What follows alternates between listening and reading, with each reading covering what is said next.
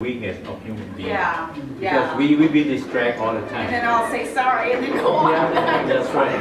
Because all these thoughts just are always there. Because when you pray, I mean, another force try to pull us out. Another force try to pull us out from God's presence. Yeah, even when I'm alone, I go, Yeah. this thing is just... Yeah, that's right. That's why we call that weakness. So we Yeah. should. The worst is like fasting. Yeah, that's what I was gonna say. I was like, And then I was like in the next morning, man.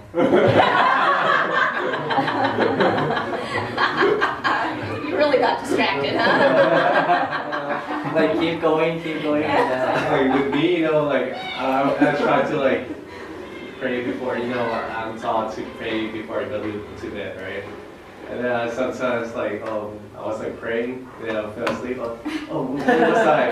Okay, let's start over. I'm sorry. Oh God, I'm sorry. Okay, let's start over.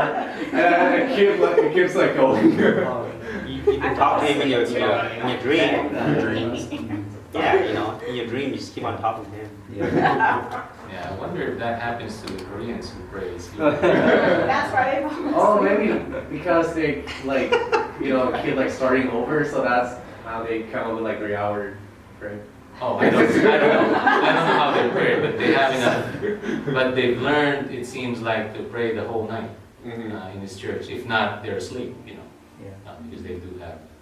I think this is how we change our spiritual habit. When you get into something, when we do things, let's say exercise, for example. You don't do the first day exercise 3 hours straight, right?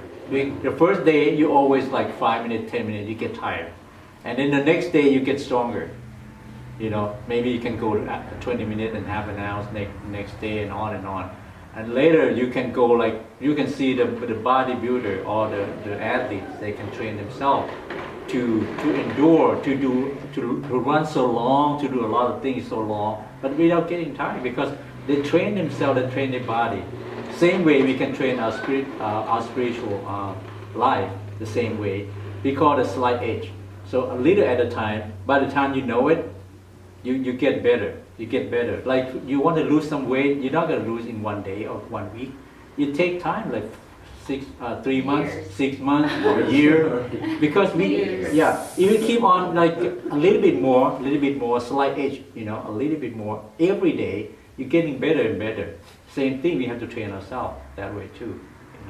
Yeah, and definitely this is learnable, it's trainable. Yeah. For some people, it's faster than others. It could be, all it could take is one retreat up in somewhere, and it could change many things. But anyway, I'm not going to limit what God can do and what the Spirit can do in us. But definitely, this is something we need to practice. That's why we saw the Korean, they kind of amazed. How can they do that? Because they've been trained that for so long. So that's why, So we still baby step. So let's start small, and then, you set your goal. Next time I'm gonna go. This one I do 2 minutes. So tomorrow 3, tomorrow 5, on and on. And then you're amazed at the end of the year. You will know that maybe you can pray the whole night. Who knows? Yeah. Oh, we still need sleep. I It's know. about relationship. I need sleep. I can't. At first you might feel like you're nobody and he's God. And then once you kind of praying is talking to him too. So once you have stronger bond, you kind of know him more, and you're comfortable telling him more things, then you kind of expand the praying. You go into more details instead of asking things for a blessing or whatever. You probably gonna start talking to him every stuff, oh, I'm thankful for that. This is what happened today, or it's more the Father and us.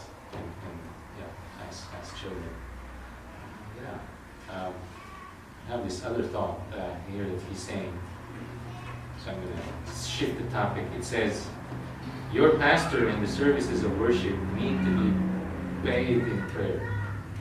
Paul prayed for his people. He asked his people to pray for him. Charles Spurgeon attributed his success to the prayers of his church. Frank Laubach told his audiences, I am very sensitive and know whether you are praying for me. If one of you lets me down, I feel it. When you are praying for me, I feel a strange power. When every person in the congregation prays intensely while the pastor is preaching, a miracle happens. So he's saying, saturate the services of worship with your prayers.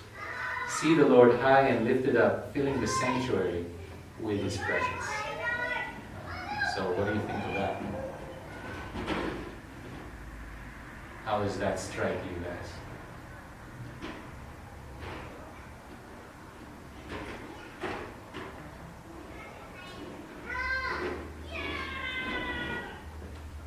Okay, I'm just introducing this topic. Can a thought occur to you like something miraculous can actually happen in our service if we're all praying? Yeah, Yes, of course. it will happen. Yeah. Do you think that's actually possible? Oh yeah, of course. Yeah. Otherwise, what's in the Bible? Otherwise, it's not written in the Bible. It is not possible. I So, think the miracle starts with people praying already, like not coming after we all pray, but the fact that we all pray in this service is already a miracle. yeah, it's like, I don't know if sometimes it's easy to expect, oh, something's going to happen here and we're just audiences, we're just thinking, we're just watching, maybe something's going to happen. But instead, what it's saying here is, oh, we're praying. You're part of Yeah, you're actually part of the whole worship, and you're not the audience. If you're not just the band, or just the worship leader, or just the person who just came in for the day, Worship to God. but you're actually part of the whole. And I wonder what would happen. What kind of miracle can happen if that is the case.